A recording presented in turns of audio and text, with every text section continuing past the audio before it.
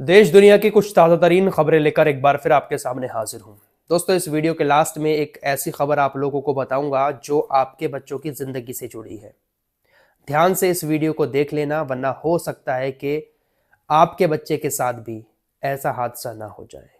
और ये हर घर की कहानी है जो मैं आप लोगों को इस वीडियो के जरिए बताने जा रहा हूं। एक बहुत बड़ा हादसा हुआ है। इस हादसे से सीख लेकर देश के हर माँ बाप को आंखें खोलने की जरूरत है। फिलहाल इस पर डिटेल से बात करेंगे, लेकिन पहले कुछ मिडिल ईस्ट की हेडलाइंस आप लोगों को बता देते हैं। आपको मालूम ही है कि ईरान और अमेरिका के बीच मिडिल ईस्ट के अंदर क्या कुछ चल रहा है। फिलहाल जो आने वाला फ्राइडे है, इस फ्राइडे को अमेरिका और ईरान के अधिकारी तुर्की के अंदर एक बैठक करने जा रहे हैं। अमेरिका के राष्ट्रपति और ईरान के राष्ट्रपति दोनों इस बातचीत के लिए राजी हो चुके हैं। ईरान के राष्ट्रपति ने अपने सभी अधिकारियों से कहा है कि इस बैठक में बहुत अच्छे से बातचीत होनी चाहिए, सुकून के साथ बातचीत करें और पॉजिटिव रिजल्ट निकालें। यानी ईरान के राष्ट्रपति भी चाहते हैं कि अमेरिका के साथ मिडिल ईस्ट में तनाव पैदा ना हो, बातचीत के जरिए ही हल निकल जाए तो ज्यादा बेहतर है। लेकिन आप तो जानते ही हैं कि अमेरिका अपनी ही बात मनवाता है हर देश से। अब ऐसे में देखते हैं कि तुर्की के अंदर जो बातचीत होगी उसमें अमेरिका ईरान की किसी बातों पर राजी होगा या सिर्फ अपनी ही बातें रखता रहेगा। फ्राइडे को यह बैठक होने वाली है। लेकिन दोस्तों, इसी बीच इजराइल की तरफ से इस बैठक को खत्म करने की पूरी कोशिशें की जा रही हैं। इजराइल किसी न किसी जरिए यह चाह रहा है कि ईरान और अमेरिका के बीच बातचीत ना हो। बातचीत होती है और पॉजिटिव रिजल्ट आता है, लड़ाई खत्म हो जाती है, तो इजराइल को इसमें नुकसान होगा। इजराइल चाहता है कि अमेरिका ईरान के साथ लड़ता रहे ताकि ईरान परमाणु हथियार ना बना पाए। फिलहाल चैनल 12 जो है इजराइल का, उसकी तरफ से इस बात को कंफर्म किया गया है। इजराइल की तरफ से अमेरिका और ईरान की बातचीत को खत्म करने की बहुत सारी कोशिशें की जा रही हैं। इन्हीं कोशिशों में मनगढ़ंत बातें भी सामने आ रही हैं। कल एक खबर आई कि जो अरब सागर में अमेरिका का यूएसएस विमान वाहक पोत इब्राहिम लिंकन मौजूद है, वहां पर ईरान ने एक ड्रोन अटैक किया।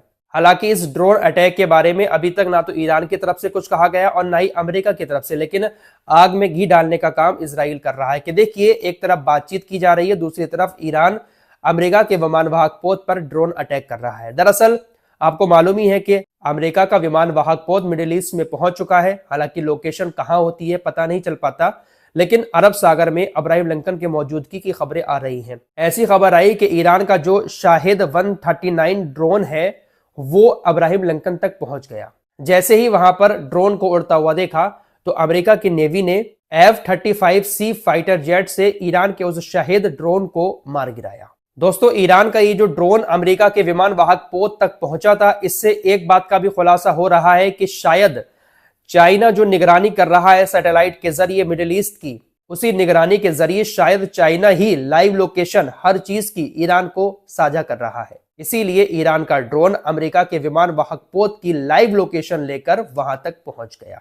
अमेरिका मिडिल ईस्ट में अपने हथियार, अपने जहाज तैनात तो करता है, लेकिन लोकेशन का पता नहीं लग पाता है।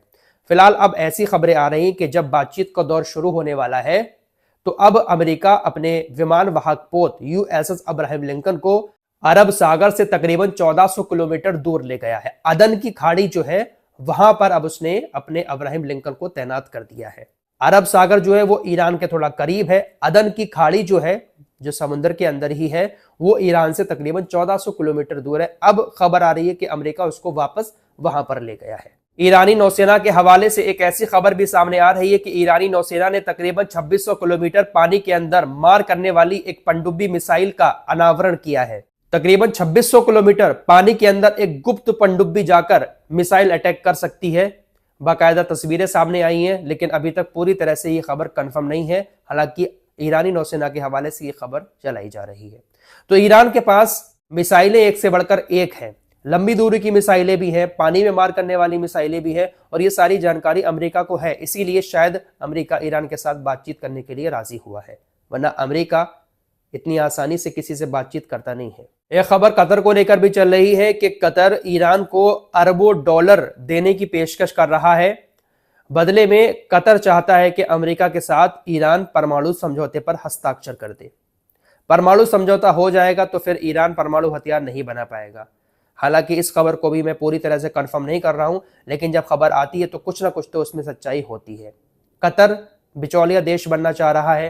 जैसे गाजा में इजराइल और हमास के बीच बिचौलिया बना था, ऐसे ही ईरान और अमेरिका के बीच भी कतर बिचौलिया बनना चाहता है। अमेरिकी न्यूज चैनल CNN की रिपोर्ट के मुताबिक इजराइल अमेरिका के सामने एक और शर्त रख रहा है। इजराइल का कहना है कि आप जो बातचीत करने जा रहे हैं ईरान के साथ, उस बातचीत में आपको ईरान के सामने एक और शर्त यह रखनी होगी कि ईरान का जो मिसाइल प्रोग्राम है ईरान उसको भी बंद करेगा, यानी ईरान मिसाइलें बनाना भी बंद करेगा।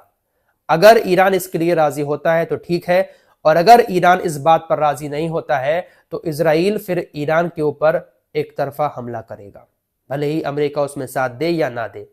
कुल मिलाकर बात यह है कि इजराइल ये चाहता है कि ईरान मिसाइलें ना बनाए, अमेरिका यह चाहता है कि ईरान परमाणु हथियार ना बनाए। इन दोनों का मकसद यही है कि जिस तरह से और अरबी देशों को गुलाम बनाकर रखा हुआ है हमने, ऐसे ही ईरान को भी गुलाम बनाकर रखे। इजराइल को ईरानी मिसाइलों को बहुत ज्यादा डर है, क्योंकि पिछले साल जो तबाही मचाई है ईरानी मिसाइलों ने इजराइल के अंदर, नेतन्याहू घबराया हुआ है। कल ईरान की राजधानी तेहरान के जन्नत बाजार में एक बड़ा धमाका हुआ। धमाके के साथ धुएं के गुब्बार उठे और गुब्बार इतने ज्यादा थे कि बहुत सारे इलाके के घरों में धुआं घुट गया। हालांकि विस्फोट क्यों हुआ, इसके पीछे की वजह क्या रही, अभी तक जानकारी सामने नहीं आई है, लेकिन धमाका बड़ा था।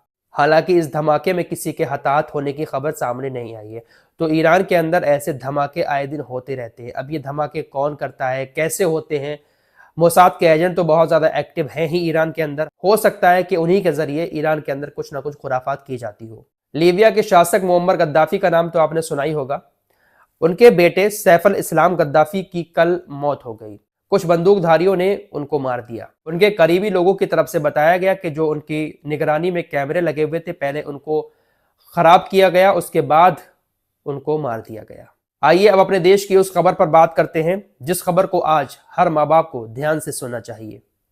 आप सभी लोग देख रहे हैं कि हर घर में आज बच्चों के हाथ में मोबाइल है। बहुत सारे बच्चे जो है वो रील्स देखने के शौकीन है, लेकिन बहुत बड़ी तादाद बच्चों की ऐसी भी है जो ऑनलाइन गेम की आदी है। पहले आपको खबर बता देता हूं, उसके बाद आप लोगों को क्या करना है वो बताऊंगा। दोस्तों, खबर गाजियाबाद से आ रही है। 3 सगी बहनों ने 9वीं मंजिल से कूदकर अपने आप को खत्म कर लिया। एक की उम्र 12 साल, एक की उम्र 14 साल और एक की उम्र 16 साल। तीनों सगी बहनें एक साथ ऊपर से नीचे छलांग लगा देती हैं। 9वीं मंजिल से छलांग लगाने के बाद अब वो इस दुनिया से जा चुकी हैं।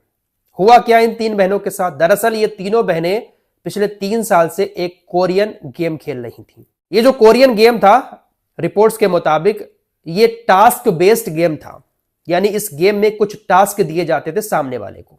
अब जब बच्चा कोई भी ऐसा गेम खेलता है जिसमें टास्क दिए जाते हैं और 1-2 टास्क जब पूरे करता है तो उसको ऐसी लत लग जाती है कि मैं इस गेम को पूरा करके मानूंगा। टास्क बढ़ते रहते हैं, बच्चा उस टास्क को पूरा करता रहता है और फिर एक टाइम ऐसा आता है कि बच्चा उस गेम का इतना आदी हो जाता है, टास्क पूरा करने के चक्कर में ऐसा उसके ऊपर भूत सवार हो जाता है कि फिर वो किसी की नहीं सुनता। पिछले 3 साल से एक कोरियन गेम खेल रही थी ये तीनों बहनें। इनके माता पिता मना करते थे, डांटते भी थे, लेकिन ये उनकी नहीं सुनती थी। जो खबरें सामने आ रही हैं उसके मुताबिक तीनों बहनें हर काम एक साथ करती थी, कमरे में बंद होकर रात को गेम खेलती थी। रात 2 बजे की घटना है, तीनों बहनें गेम खेल रही थी। अचानक से न जाने क्या हुआ, तीनों बहनें बालकनी में जाती हैं और एक दूसरे का हाथ पकड़कर नीचे छलांग लगा देती हैं। लड़कियों के कमरे में एक डायरी भी मिली जिसमें लिखा था कि पिताजी, हम इस कोरियन गेम से बहुत ज्यादा प्यार करते हैं, हम इसको छोड़ नहीं सकते। हम अपनी जिंदगी छोड़ सकते हैं लेकिन इस गेम को नहीं छोड़ सकते। इस तरह की बातें उसमें लिखी हुई थी और तीनों सगी बहनें इस दुनिया से अब जा चुकी हैं। मेरे दोस्तों, ये सिर्फ एक घर की कहानी नहीं है। ये जो टास्क बेस्ड गेम होते हैं जिसमें टास्क दिए जाते हैं, इससे पहले भी एक गेम चला था विलू वेल नाम का, उसमें भी लोग अपने आप को काट रहे थे, चीर रहे थे, बहुत सारी चीजें उसमें भी आई थी ऐसी सामने।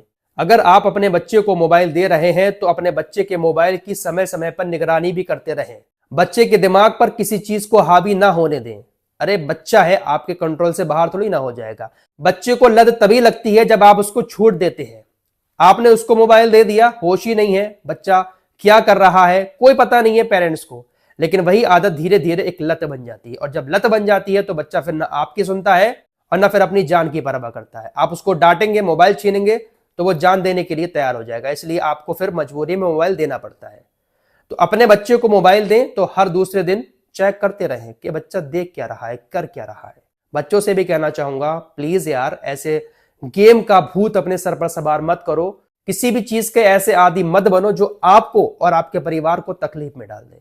बाकी सरकार को भी इस तरफ ध्यान देना चाहिए। जो टास्क वाले गेम चल रहे हैं जिसमें टास्क दिए जाते हैं कि अब ऐसा करो अब वैसा करो, बच्चा करता रहता है, लत लग जाती है, नशा सवार हो जाता है। सरकार को भी इस तरफ ध्यान देना चाहिए, ऐसे सभी गेम्स को बंद करना चाहिए। सोशल मीडिया पर जो गेमिंग चैनल खोले हुए बैठे हैं लोग, हर बच्चा उनकी तरह बनना चाहता है कि अरे हम भी गेम खेलेंगे पैसे कमाएंगे। तो इन सारी चीजों पर लगाम लगनी चाहिए। फिलहाल इस रिपोर्ट में इतना ही। कुछ और खबरों के साथ फिर हाजिर होऊंगा। अपना ख्याल रखिएगा। अल्लाह हाफिज।